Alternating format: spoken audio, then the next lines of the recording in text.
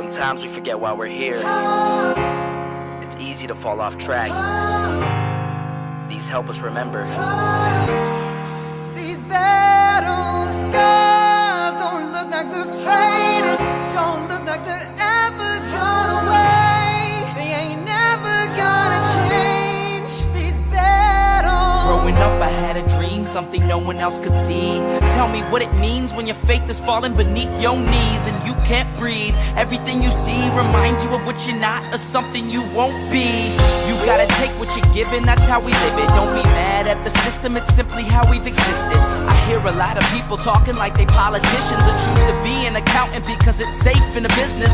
Not because they wanna do it, just because they heard it pays. And who the fuck wants to be poor knowing that's how we've been raised? Society is getting heavy, I can feel the weight. The pressure of success is like 100 million pounds of shame. And that's the reason I'm staying up late, trying to find a way to escape the stereotypes this day and age is making me feel like the only way I'll be happy is getting signed to a label and making money through rapping. I wanna share my emotion because this world is attacking the very principle of life that lets the people be happy. If you don't have a reason to breathe, why even live? These battle scars are impressions of everything that it is. Don't look like they're faded, don't look like they're ever gone away. They ain't never gonna change. These battle scars don't look like they're faded, don't look like they're ever gone away. They ain't never gonna change. These battles. If I had a voice that reached 100 million people, I'd tell them there's a reason that we're all created equal. Cause some decide to be great and some decide a sequel to an average person's life is simply what they want to be. So you make your decision, all I know is what I'm given. Won't define the life I lead or the way I dwell in existence. I've seen a greater image on the walls of where I'm living, and the words twisted and scripted remind me of something written. Faith is a gift that is given down to the people. If one believes it, one receives it. It's given if it is needed. Don't ever think you're trapped in a life that you never wanted. Your options are infinite, that's some mathematical logic. I'm not saying I'm a prophet, I'm speaking for what it's worth. These lyrics define my prayers and these battle scars on my church. Not saying I'm a prophet, I'm speaking for what it's worth. These lyrics define my prayers, these battle scars on my church. Don't look like they're faded, don't look like they're ever gone away. They ain't never gonna change. These battle scars don't look like they're faded, don't look like they're ever gone away. They ain't never gonna change. These battles.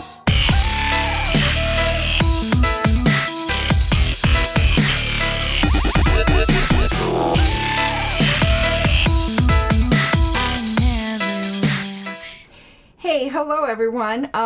Hold on one second. I am getting super frustrated here, and I've been super sick. My computer's had a lot of issues, so I'm not sure if, one second, if the title on this video is correct, because whenever a stream gets interrupted because of, because of my issues, I'm doing two things at once and I'm not very with it today. It sometimes defaults to an old title I had that says LNC members are entitled to have an opinion, because my program is very weird. There's certain different titling areas, and I never changed that default. Okay, and I was trying to fix Bunchy. As you can see from the screen, Bunchy is not fixed. But I think I extracted the audio. Hold on. I did. Okay, perfect. I need to add this audio. Oh, and Doc Sexy is here, so hold on. Oh no, that's an applause, but I'll give an applause to Doc Sexy. Where's my boom chugga wobble? That's supposed to be... There we go. Okay. I want to, so, yeah, let me just tell you, you guys know, I have bad... Oh, it says chat with regular viewers about this week, so I did change the default. This is going to be a history show. It wouldn't load up my pre-scheduled stream, but I guess we are going to chat about what's going on this week as well. So it's not entirely false advertising, but I want to, and Bunchy fixed himself. How did Bunchy fix himself? Oh my God, you have no idea that I've been sitting here screwing with that damn GIF, trying to get him to slow down. Now he slows down. I don't understand what's going on with my life right now. I can't even control, but let me see. Where is he? That's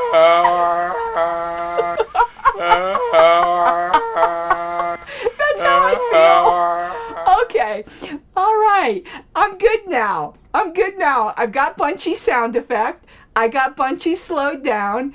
Oh, I love that sound effect. I'm going to have to put that on a hotkey. But let me just make sure it still works.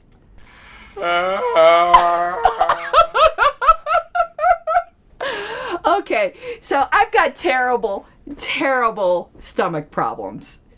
And I was laid up in bed till like, and JJ sends me a message. Are you streaming? I'm like, oh, I just got up. It's been bad. But we have to finish LP history tonight. And I wanted to fix Bunchy. So I think we've got everything that we wanted to do. I got my sound effect. I haven't put the new patrons in my closing screen yet. That's going to probably be this weekend.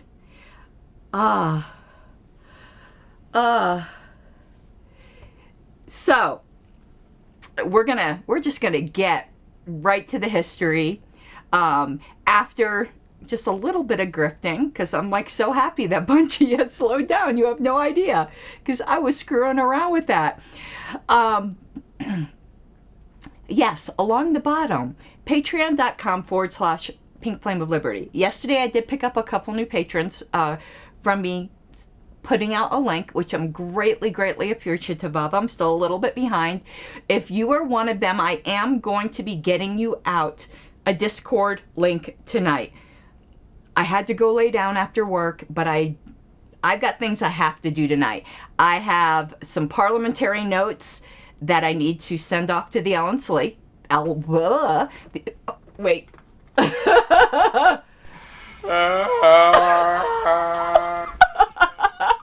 I've got some parliamentary notes that I need to send. Hello, Jean. I need to send off to the LNC. But I'll do that on list, so you'll see it as well.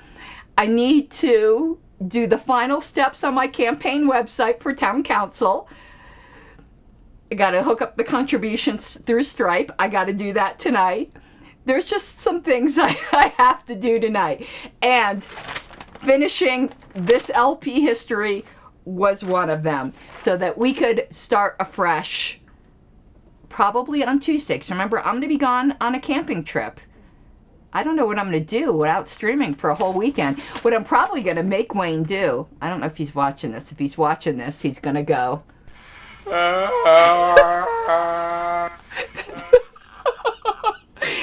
I'm going to make him take me like to one of the mountain peaks where I can get cell coverage so I could do a quick stream. All right, but let's get to the history. How many candidates are in the running for town council? I don't know yet. I know for sure it's not at large. So I'm in a district, so it's just district. So it's very doable because, again, it's not at large. It's not the whole town of Castle Rock. I'm just running for District 5. The only at-large position we have is mayor. And the reason we have an at-large mayor is because of Wayne. It used to be that town council, the mayor was selected by the town council from among their own number and not an elected mayor. Wayne successfully petitioned 4 years ago, a lot of signatures to get on the ballot to have another town council position be mayor, and the mayor be elected and not appointed, and that was Wayne's doing. So, but that's the only at-large position. So far as I know, there are 2 other candidates, but there'll probably be more. There's the incumbent, Karen Johnson, and Max Brooks. So far, that's all I know. We'll see. There'll probably be 5 candidates. If I had to guess, there's probably a couple I don't know about. People are upset with town council with the taxes they passed last year. As am I. All right. Let's get to the history, shall we? And again, if I look a little pained, because I'm in a lot of pain right now. My stomach is killing me. And part of it is my health problems that I have with my stomach. I just have...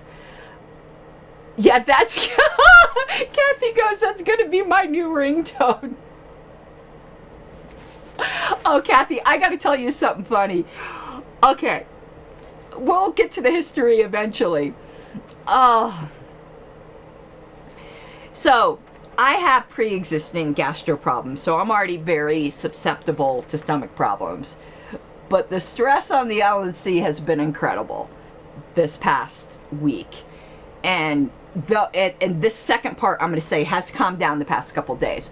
But over the weekend, I was getting a lot of harassment from just a very small handful of people. It wasn't a lot of people, but it was a few persistent people who are just really, really upset over New Mexico. They don't live in New Mexico. They're just looking for a reason to be upset, and they don't understand the issues, but they thought that was just an invitation to harass. So it's been a very, very stressful week for me. The harassment's kind of stopped over the past couple days.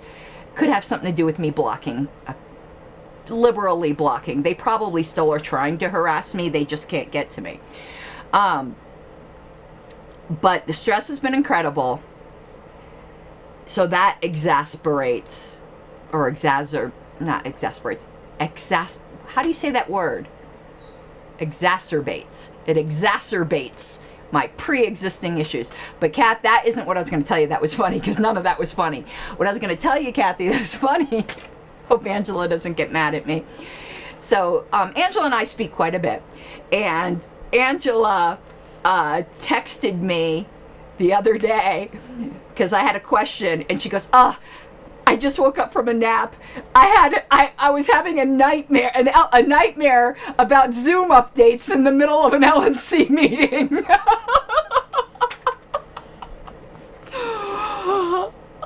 And you want to know what I texted back to Angela? Get used to the LNC nightmares. I've been having them for 6 years. When you're an officer at this level, I have LNC nightmares, and they always are. I mean, I was having nightmares last year over what happened to me. That's different. Those were truly bad, nothing to laugh about. But during just a regular term, you'll have nightmares about dumb shit, like Zoom updates. You'll have a nightmare where your meeting keeps crashing because there's Zoom updates. Or, oh my God, I forgot to start an email ballot. Or, oh my God, yeah. Oh, JJ, the LNC dreams are bad. I've had some terrible LNC nightmares. And again, not the ones I had from last year, which legitimately were from PTSD. Those were bad. And I still get those now it's probably down to once every 2 weeks rather than every night, which is good. But the dumb ones are bad. But when Angela told me she was having an LNC nightmare about Zoom updates, I'm like, it doesn't get better. It doesn't get better.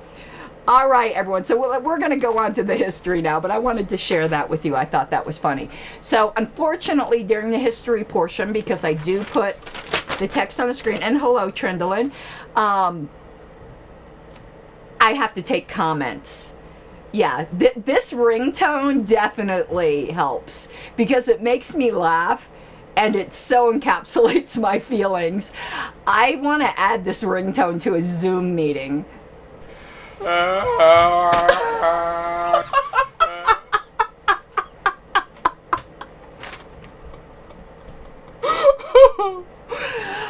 am making that my ringtone.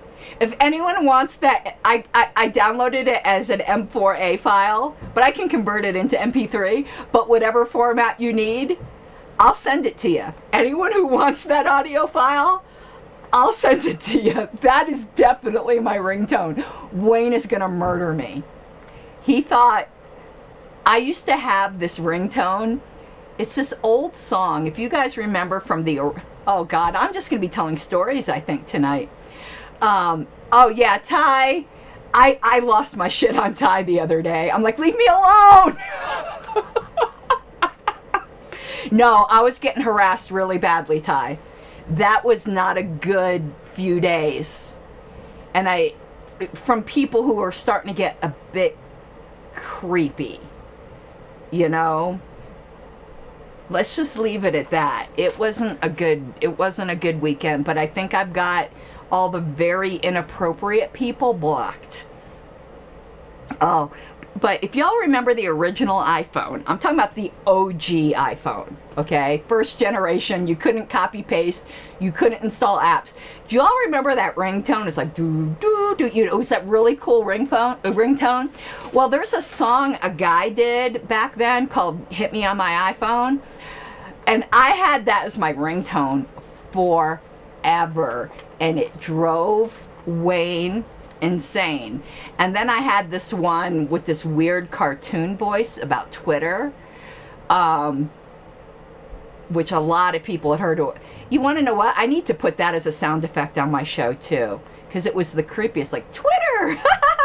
It was great. It's a wonderful world. Oh yeah, I need to put that on there too. But the llama ringtone guy, I think Wayne is going to beg me to put "Hit Me on My iPhone" back on my phone. After that, right now, I've got a real boring iTone. It just quacks. But yeah, it's definitely going to be.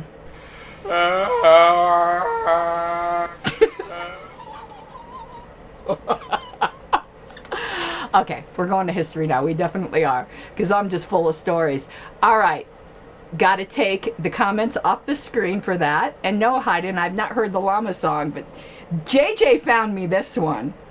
And for those of you who hadn't heard me talk about this before, the first thing I thought of when he sent me that video of the green llama with that sound, the first thing I thought of was Andy Craig.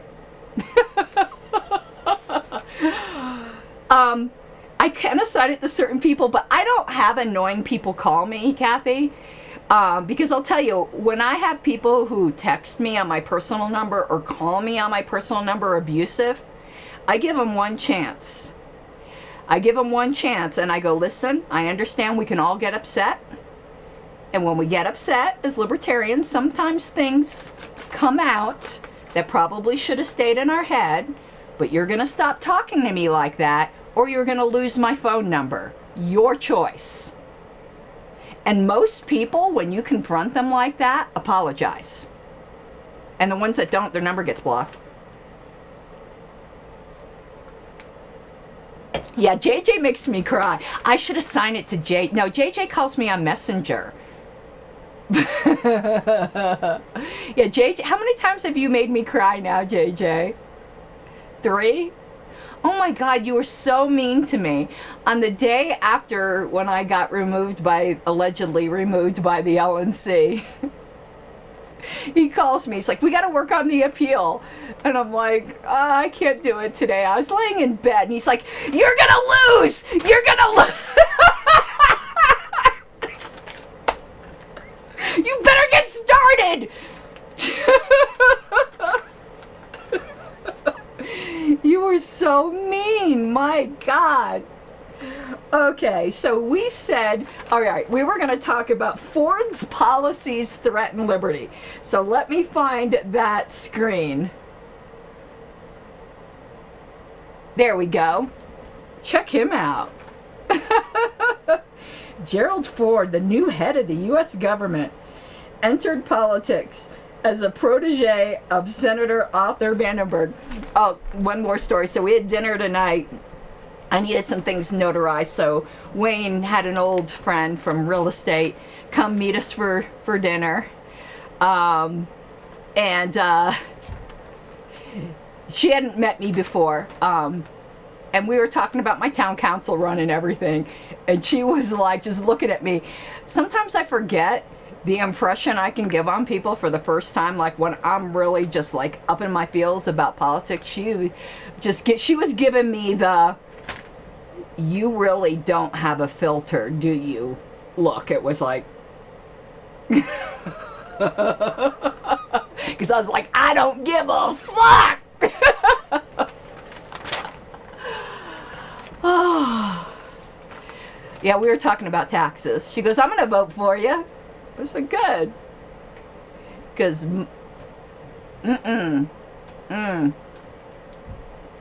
I'll be trying to lower some taxes, I'll tell you that. Alrighty, so Ford's policies threaten liberty. President Gerald R. Ford has a political career that stretches across more than a quarter of a century. His public... Is he still alive? He's not, is he? Is Ford still alive? Did he ever do anything after he became president? I know there's like a library and shit named after him, but did he just ride Bunchy off into the sunset? He's dead. I thought he was. I know people find this really surprising, but I was not into politics until 2014. Like, literally, I rarely voted. I couldn't have explained to you the Schoolhouse Rock video of how a bill makes it through Congress, okay? Yeah, I don't know what kind of hit I'll be at a Rotary Club with the pink hair and my anarchy necklace, but we'll see. Okay, Ford has a history of opposition to the exercise of full civil liberties. Best known is Ford's attempt in April 1970 to engineer the impeachment of semi-libertarian Supreme Court Justice William O. Douglas. David Nolan loved the term semi-libertarian. I think that so many of our very, very sensitive snowflakes in the party today would lose their shit if that word was used regularly today. But just know, now I don't know who wrote this article. Oh, Bill Evers did. So it turns out not just Nolan, but Nolan loved the term semi-libertarian. Among Ford's major concerns was the fact that Douglas's writings had appeared in pornographic magazines. I like Douglas better already. I want to read some of this Supreme Court porn. Namely, Evergreen Review. That doesn't sound like a porno magazine. Who would name a porn magazine Evergreen Review? That's like the most boring porn title ever. Boo! 1 out of 5 stars. That sucks. And Avant-Garde. Now that I can see. But Evergreen Review? Someone look that, well, maybe don't look that up. If you're at work, don't look it up, because allegedly it's a porn magazine. But someone, who can safely look up Evergreen Review. Does anyone remember that? Can you imagine sitting there, what are you doing, honey? I'm just looking at the centerfold of Evergreen Review. Look at that tree. Look at the trunk on that one. It makes no sense. Okay. Ford opposed Lyndon Johnson's 1967 proposal to ban most, keyword most, governmental and private wiretapping and electronic eavesdropping. You had me at FBI. Oh, I got a perfect thing for this. Unauthorized recording. It was an unauthorized recording. Okay. Oh, God. He spoke in favor of wiretapping in debate over the Omnibus Crime Control and Safe Streets Act of 1968 and the D.C. Court Reform and Criminal Procedure Act of 1970. The preventative detention provision of this D.C. Crime Act received Ford's endorsement. Ford was the sole sponsor of a 1971... Okay, Wikipedia said it's a literary magazine. Well, Ford called it a porno magazine. I'm going to put Hayden's comment up here. I'm telling you, here in LP News, it says Ford said it was porno that Justice Douglas was writing for. I don't know. I'm just telling you what it says. Under the provisions of this bill, a U.S. attorney would have been able to make a written motion to arrest someone for the purpose of holding a pre-trial detention hearing. A judge could hear the motion without the accused or his attorney being given opportunity to respond. Sounds like the LNC. Let me find where I was at. Then the judge could order the person arrested and transported to the place of the hearing. Once arrested, the person could be kept in jail for several days before the hearing. At the hearing itself, the usual rules of evidence in criminal cases would not have applied. Ooh, JJ's getting the list of authors that appeared in Evergreen. By appeared, what do you mean? Do you mean appeared or do you mean appeared? So Malcolm X is the only name I recognize out of that list. Published it. Listen, when you're talking about a porno magazine, you got to define your terms. Someone appearing in a porno magazine can mean several, at least, things. Okay. On matters of freedom of speech, Ford was one of the major proponents of legislation that made it a crime to travel from state to state to incite violence. This was the law that was used to indict the Chicago 8 for conspiracy at the 1968 Democratic Convention. Ford also spoke out in favor of the no-knock entry provision, and then there's a citation. Entitled Blacks' Rights. That sounds so 1970s, doesn't it? Interestingly enough, Ford at one point in its career took a... Racist! Told you the Mises Caucus were there back then. I told you. Bunch of racists. Okay, so Ty gave a good summary here. I'm going to stick this up on the screen.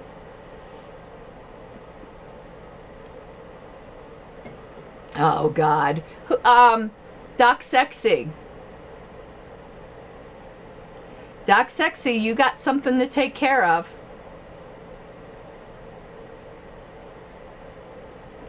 All right, let me take Ty's comment off the screen. Take a look at YouTube comments.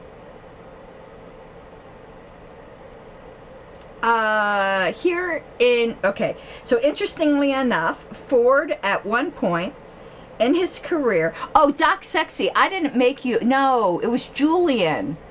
I need to make you a moderator too. I need to make some of you regulars a moderator. Nathan, is that true? Nathan, I think Constipated Jesus is dishing some dirt on you. Give me 1 second. Content. Live. Let me find my link. Oh my God, now I'm going to have the delay.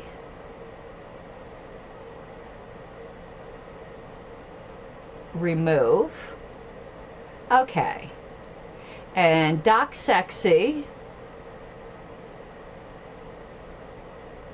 you're now a moderator, dude.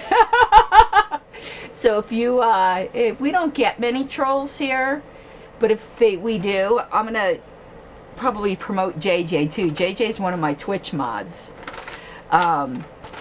If we have an issue, we can take care of people. Oh God. Okay.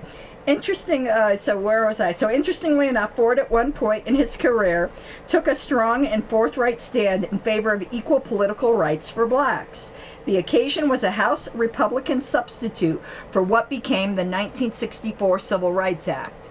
Here, Ford, in alliance with Midwestern Taft Republicans, Bill McCulloch and Clarence Brown of Ohio, proposed a substitute measure that was stronger than the Johnson administration bill in the areas of securing honest elections and opposing Poll taxes.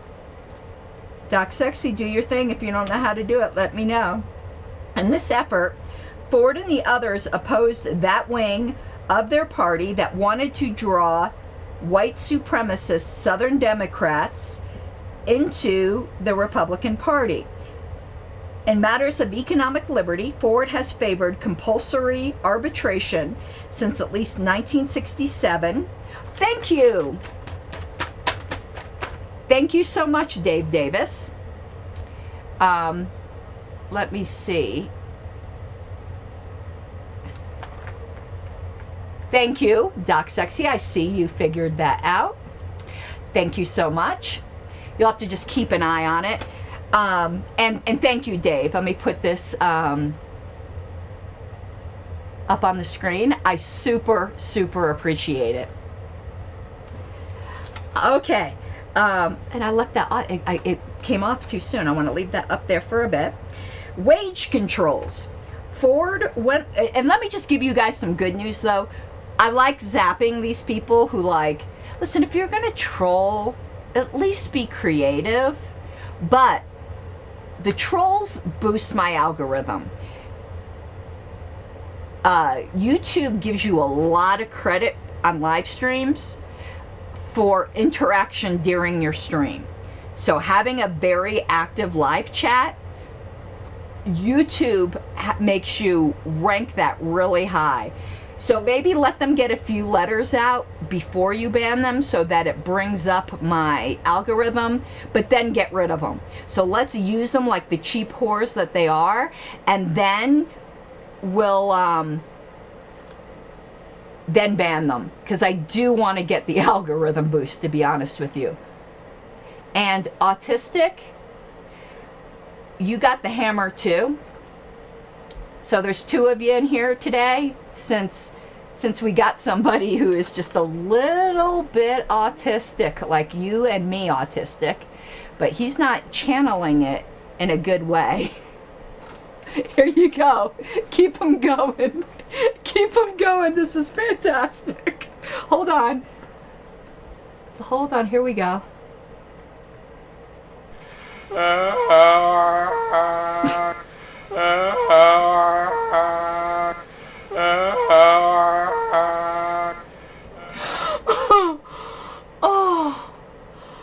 Oh my God.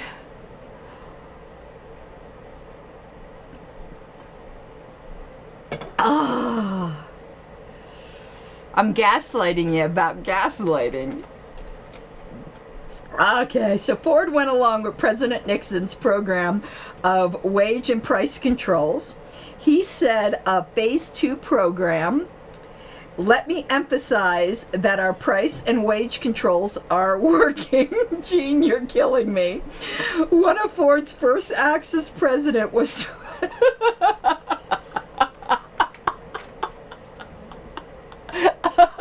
Gene, you're killing me. Oh, God. Oh, I'm giving myself a cramp. Let me emphasize that our price and wage controls are working. I mean, define working. One of Ford's final acts as president was to apply government pressure in the form of revived cost of living council and nationally publicized jawboning. That's a term that's not used enough. To interfere with the free movement of prices and wages. In addition, Ford seems to be intent on actively pushing for early passage of a socialized medicine bill through Congress. I didn't realize this crap was going on that far back. Many libertarians would be interested in Ford's attitude toward the possibility of a more isolationist foreign policy stance for America.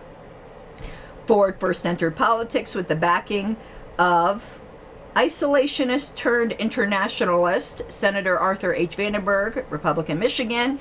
He gained a seat in the House by defeating the incumbent isolationist. What kind of name is this? Bartell J. Junkman. What kind of name is that? Bartell J. Junkin. Okay. In the Republican primary. On 9 December 1973, Ford said, I'm a reformed isolationist who, before before World War II, was mistaken like a lot of people. I had become, I think, a very ardent internationalist. I hadn't seen the term internationalist as opposed to isolationist before. It's usually isolationists versus interventionists, but apparently they like to be called internationalists. Okay. As a final matter, since the president can launch nuclear war, many libertarians are concerned with Ford's record on wartime policies that mean violence or the threat of violence will be directed against non-combatants. Ford was in the forefront of those urging aerial bombardment of North Vietnam, including urban areas, even before such bombing became U.S. policy. Okay. All right. Last page is stuff that's very inside baseball, but you guys know that's the kind of stuff I really love. Okay, look at that logo. That logo is fantastic, but I'm trying to find what we're going to cover now, because we've really jumped around. Right here. This is all just an inside baseball page that I saved for last, and you are welcome, autistic. Okay. Business meetings to be on odd years. I think they're talking about national conventions. Right now they're on even years. Up through, I think it was 95. Gene, you probably know this. What year was it that we switched to even? And did we then, when we switched to even, did we, for one period of time, have one convention after another? Like, did we wait 3 years, or did we have another one the following year? I want to look that up on Lpedia. I'm very curious. I think we waited 3 years when we switched from odds to evens. And I think that was in the 90s.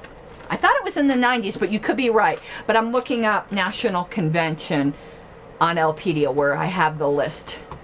National Convention. Okay, until 1980, conventions were held annually. Oh, but not all of those included election of officers. So I think in this issue, they're saying we're still going to have annual conventions, but business will only be on odd years. Okay. From 1981 through 1993, I was right, it was the 90s. Conventions were held in odd number years, with the presidential nomination being made in the year preceding the presidential election. This was considered a practical necessity to allow sufficient time to qualify the national ticket for the ballot. Starting in 96, conventions have been held in even number years. So we waited 3 years. So we had a convention in 93, and then we switched to even years. So we didn't have one in 94. We didn't have one in 95 because we were switching to even. So it jumped 3 years from 93 to 96. And 93 was in Salt Lake City. Oh, that must have been beautiful. And then 96 was in Washington. We had 2 in Washington in a row. 96 was in Washington. 98 was in Washington. Was it the same facility? Let's look at that up, because our next one is going to be in Washington. I want to look at what... Does it say? Hyatt Regency was the 96 one. Weird. The 98 convention, we have hardly any information about. Does anyone know anything about... Look at this. I want to show you this screen. Hold on. Let me go back to... Well, let me go back to my full screen here. And then I want to show you... I need to turn off the chat for a second. Look at this... Look at how sparse this article is for a convention. That's not the screen. I'm going to be pulling up the screen right now. Look at that. We don't have anything on that. It says, question mark was elected as vice chair. Who was vice chair in a 98? And Steve Gavad was elected as treasurer and question mark as secretary. But look how much we have on 96. Look at, we have a lot on 96, though not as much as we have on current conventions. But look, nothing on 98.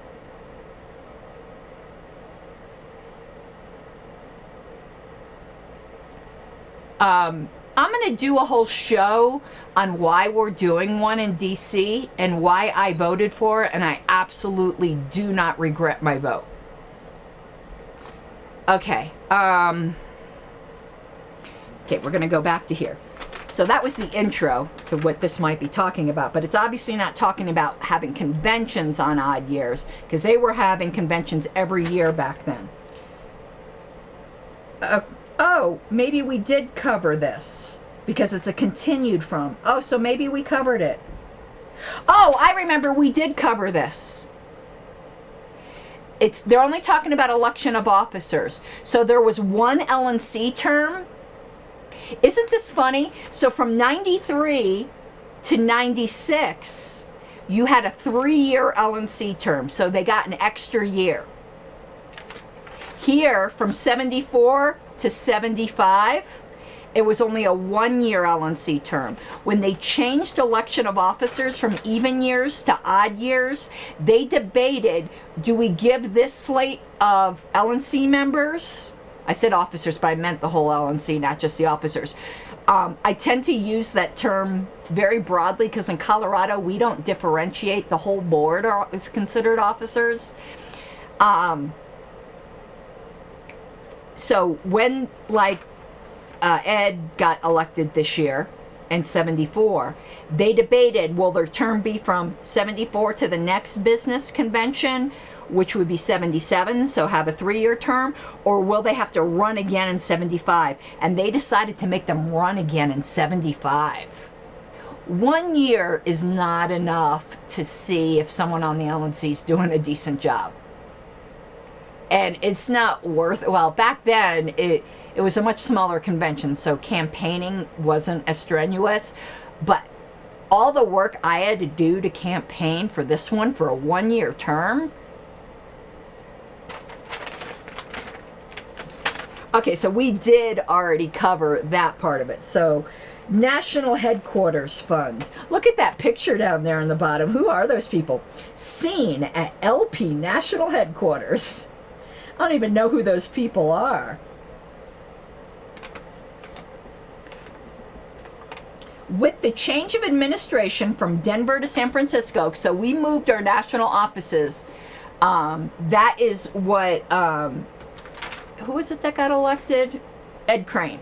So when Ed Crane got elected, they moved LP National from Denver to San Francisco. Now remember, we're talking about 74. So when they're saying headquarters in Denver, what they mean is David Nolan's living room. And it technically wasn't Denver. It was Westminster. And we had a P.O. box in Aurora. With the change of administration from Denver to San Francisco, a special fund has been created to help finance the LP's new downtown office. Over $9,000 has been contributed to the National Headquarters Fund to date, with the money to go to pay for rent, office furniture, equipment, and clerical staff salaries. Located at the 550 Kearny building in the heart of San Francisco's business district. Anyone here familiar with that? The Kearny building? The 600 square foot of office space. 600 square feet. Oh, is packed with LP literature, posters, files, and all of the necessities for operating a national political party. Boy, if I had that time machine that Richard Longstreth thinks I have, I would love to go back and see what kind of shit they had in that office. Look at that poster. I don't know if you can see it in that photo, but in the upper left hand, it's the Liber sign and it says the Party of Principle. So people are wondering when that slogan came into being. It was before 74, quite obviously. They already had a banner with it on it. I think it was in place from the very beginning of the party. The objective of the fund is $20,000, which is believed sufficient to adequately staff and equip the headquarters as well as make it presentable for press conferences. How the hell would you have a press conference in a 600 square foot place with office furniture and stuff? 600 square feet is tiny. And meetings with officials from other organizations. No money from the general revenues of the LP is being used for this headquarters project. Those interested, and it goes on to say. Okay. Last thing, and we will be closing out July, August 74. This was jam-packed. Is Executive Committee's plans for LP's future. Let's see how much of that has changed between then and now. That, you know, obviously there's technological changes, but let's see.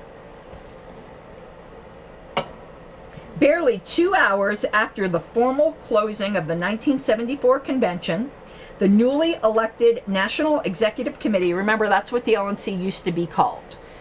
I don't know when they changed their name to LNC. We were incorporated in 91, I think.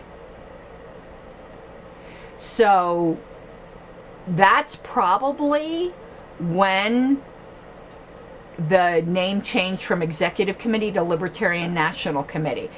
Again, that's something maybe Gene knows. But we haven't found out yet in history when the LNC became the LNC. I use that term kind of anachronistically because it wasn't called that yet, but that's the term we use.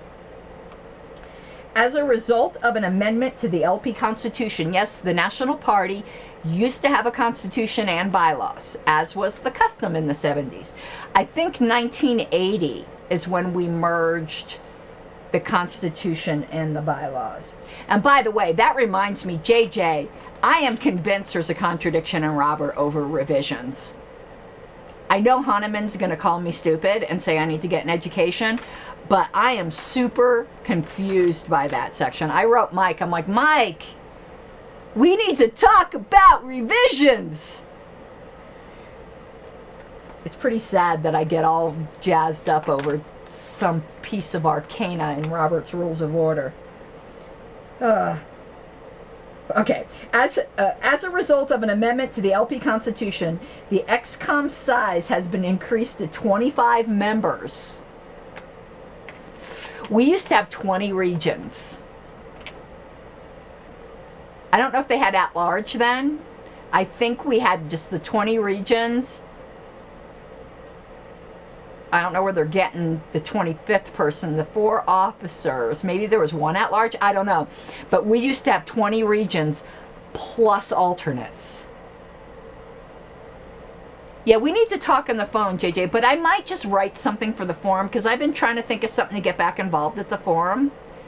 And I need to write out my thoughts. But there might not be a contradiction, but there is definitely an ambiguity in Roberts that needs to be cleared up. And I know they already changed revisions a bit between the 11th and the 12th with that new footnote. The only reason I'm aware that that footnote is new, it's because Mike Seebeck and I were freaking out when we were merging the Colorado Constitution and bylaws because we were still under the 11th. And we were wishing we were under the 12th because that footnote was fantastic.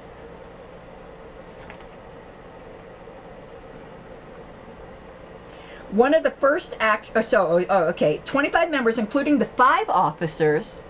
Oh, we used to have past chair. Yeah, it was 550 Kearney Street.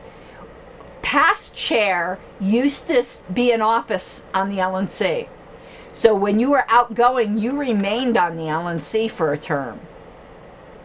Can you imagine if we still did that? Ugh. I'm getting twitches. So they had 5 officers then. So the 25 members, why does it say 13 regions? Okay, I don't know when the 20 came in. I don't know how did you get 13 regions? I know at one point we had 20 regions, but apparently it wasn't now. I don't know how you'd get 13 though. But so it says the 25 members would be 5 officers. Wait. I am super confused. It says 5 officers, the past chairperson. So there's still another officer. Where do you get 5 officers from? Chair, vice chair, secretary, treasurer. What else could you have? I'm going to need to look up some old minutes because they're not including the past chairperson. They're putting separate. So who are the 5 officers? Help me out, JJ. What would be another officer? I am super confused. 7 at-large members and 13. That doesn't add up to 25. That adds up to 26. I think they screwed up. I think that past chairperson is the 5th officer. Hold on, check my math.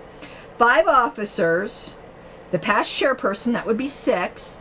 7 at-large would be 13, and 13 regional caucuses would be 26. They screwed up when they wrote this. They meant to include the past chairperson and the 5 officers. That makes sense. Okay. One of the first actions of the committee was to approve a proposal by Chairman Ed Crane to create a fund for the purpose of establishing a national headquarters office in San Francisco. Another fund was created to enable the party to hire a full-time salaried executive director. This position was established primarily for the purpose of building new LPs in unorganized states and to coordinate national fundraising activities. The executive director will also have responsibility for overseeing national headquarters activities and media releases. The XCOM heard a report from Gary Greenberg of New York on the chances for 1976 ballot qualifications. There are approximately 20 states in which the LP has a reasonable chance to get its presidential candidate on the ballot, including New York, Michigan, Washington, Colorado, and Oregon. In other action, the LP created a publications committee. The publications committee existed for a super long time and elected Andrea Millen of New York as its chairwoman. On the committee were Pat Arts, Lynn Kinsky, editor of Reason, wow, and Bob Mayer and Phil Manger. The Publications Committee will be responsible for having new LP literature developed. The XCOM expressed its desire to have more specialized literature that can be used effectively with right or left groups. In addition, position papers will be written by experts in different areas. David Nolan of Colorado was named temporary chairman of the Presidential Committee, which will have responsibility for coordinating and raising funds for the 1976 LP presidential campaign. Frank Robinson of Oklahoma. Oh, I remember reading about this. Okay, so Frank Robinson of Oklahoma presented a concept for coordinating congressional campaigns, which he called LINC 76. The LINC proposal was discussed at some length and tabled until the next XCOM meeting. God, I hate that word. They meant postponed it until the whatever.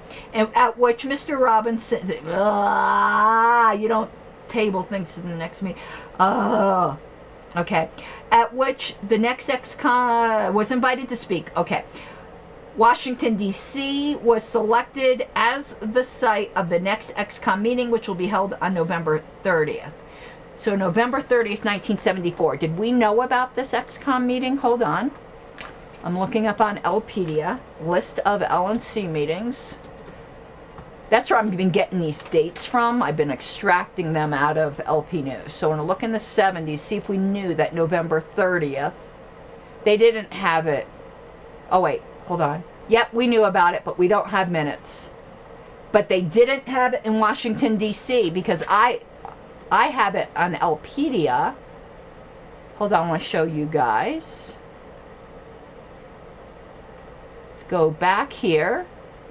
Pull up Lpedia. As you see, November 30th, 1974, I'm showing as being in Roslyn, Virginia. So I wonder what happened. And notice we don't have minutes. See, length of minutes, unknown. Okay. Oh, I gotta sneeze, I think. I'm trying to hold it in.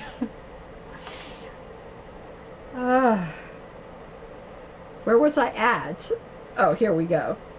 Before adjourning, the ExCom passed the following resolution.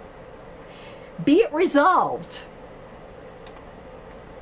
Milius47 says, it's hilarious that you get frustrated with libertarians in the past.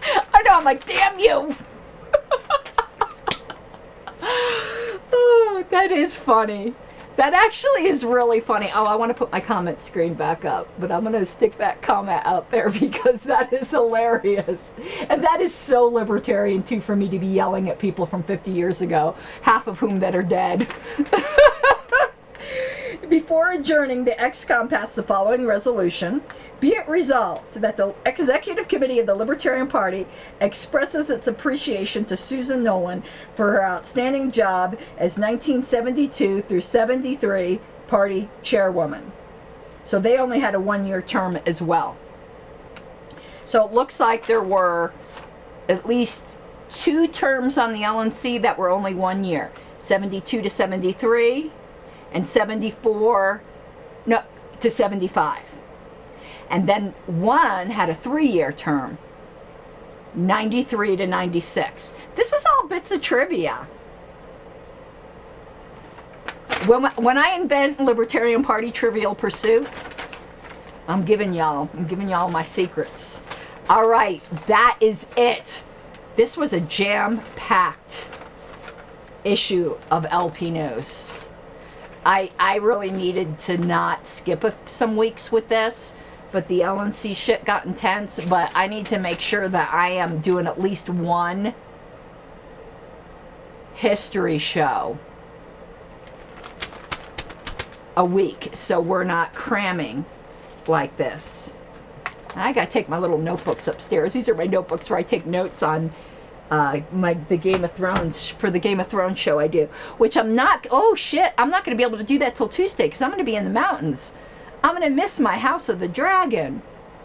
Damn it. Okay, let me take that off the screen. That is it for this evening, but I did accomplish some things. I haven't updated the patron screen yet, but I did fix Bunchy, and I did add Bunchy's voice.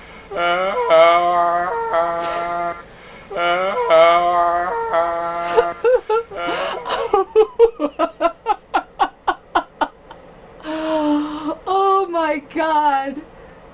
Objection, speculative.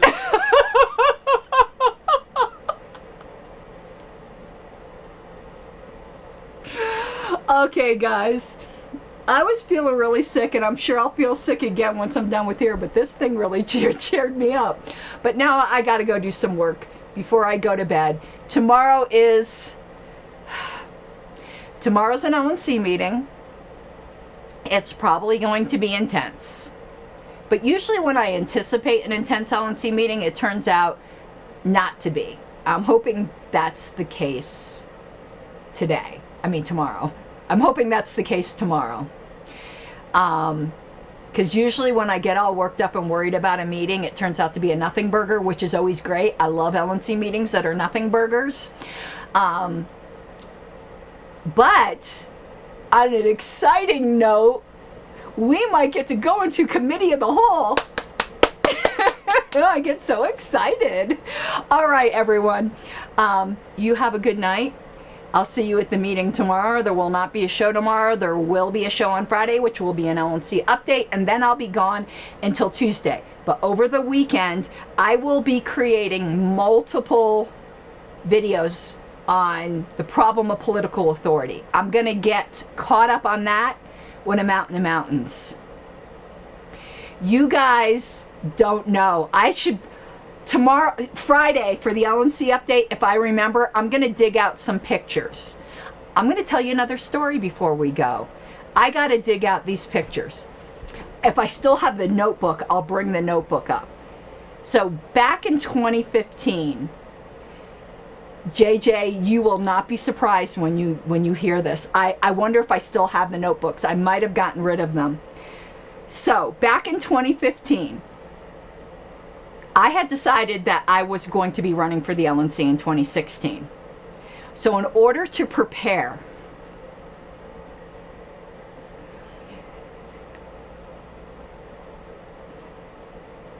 I printed out every single set of minutes I could find. And some minutes, because of all the reports, are hundreds of pages long. So I had this big ass notebook that was just filled with LNC minutes, and I brought it on a camping trip.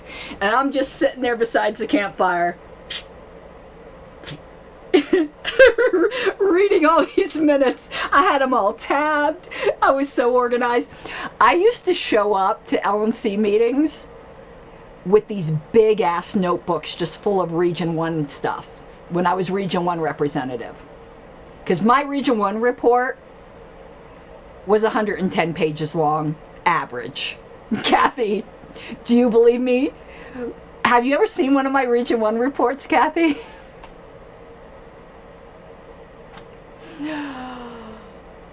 It was something. I don't know if Kathy's still here. Oh my God. I'm gonna try to pull one up.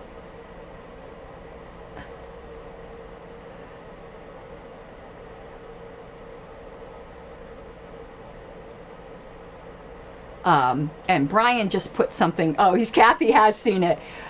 I was a little overachiever.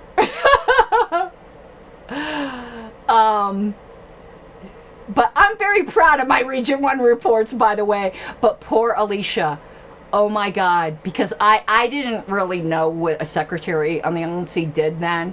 And she must have hated my frickin' guts with my 110 long page Region 1 reports, because she had to attach that bitch to the minutes. Okay, I want to show you guys one of my Region 1 reports. Oh my God.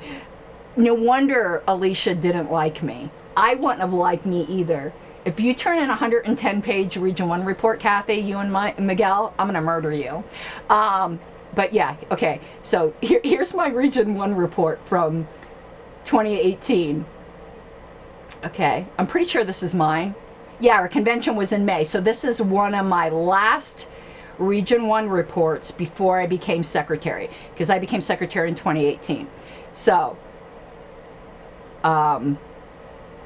who was my alternate? Craig didn't do anything. None of my alternates ever did anything.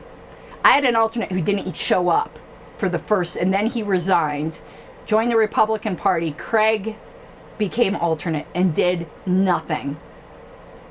So I had no help. All right, but check this out. Here's my table of contents. Let's see how long this thing was, if my memory is correct. The table of contents is still going. It's still going. Okay, this one was only 72 pages. I know I had a 110 page one. So this one was only 72. But this is the type of shit I put in it. So I would summarize year-over-year trends to nearest percentage of national membership summaries. Check out this shit. I was such an overachiever. States with partisan libertarian registration, and I analyzed the changes since my last report. Ballot access requirement summary. State conventions. Oh my God. And then each thing had its own section, and I put, you know, who the officers were, and then how many libertarians they had, how they determined their membership, whether they have partisan registration, how their ballot access is doing, how they determine their candidates, how many candidates they had, what their estimated budget was their Facebook page any good or did it suck, how many likes they had on their Facebook page, whether they had a newsletter, whether they had a database, how many national members they had, what was the state of their governing documents, what about their board meetings, what about how many delegates they have, how many sub-affiliates they had, an analysis of their election cycle. Check out this shit. Look at the footnotes.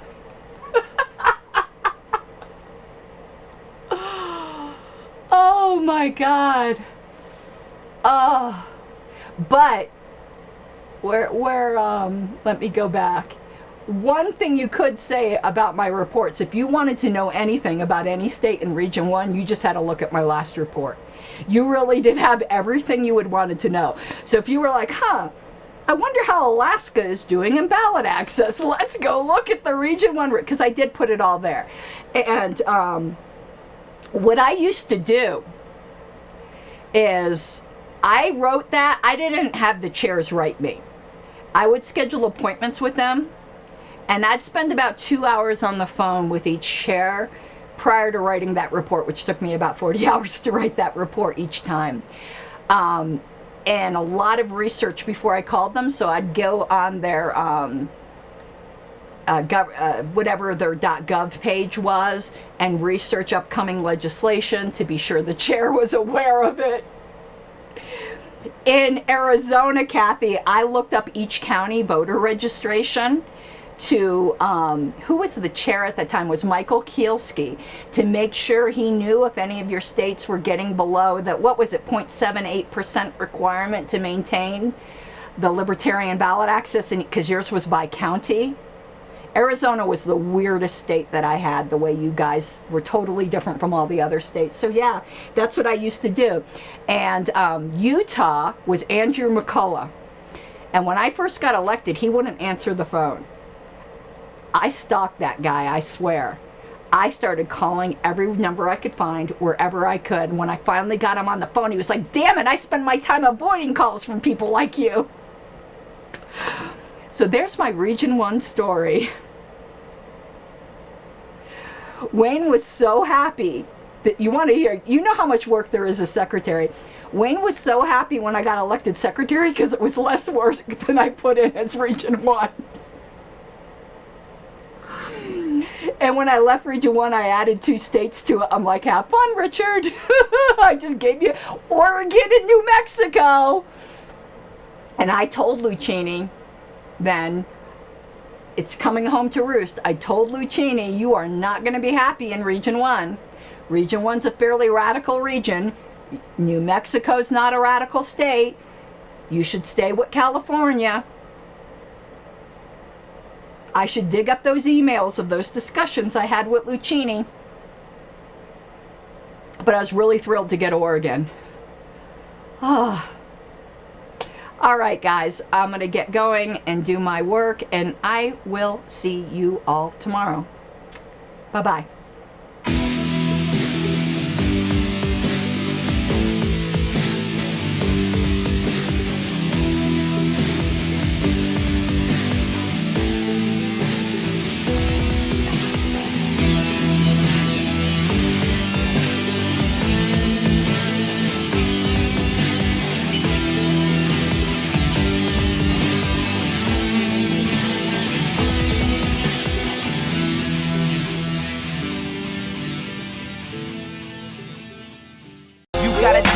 Given, that's how we live it. Don't be mad at the system, it's simply how we've existed. I hear a lot of people talking like they politicians and choose to be an accountant because it's safe in a business.